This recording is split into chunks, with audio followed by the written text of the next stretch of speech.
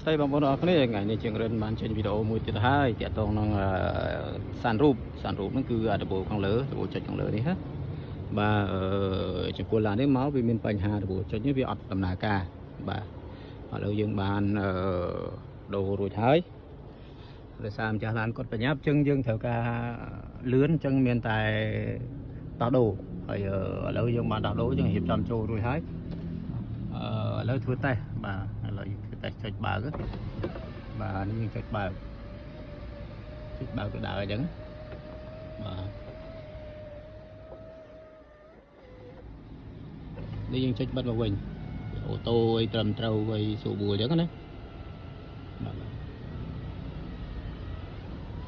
បាទនេះយើងចុចបើកទៅថតលើបន្តិច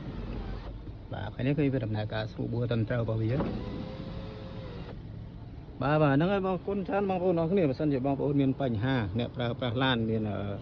Highlander 300 470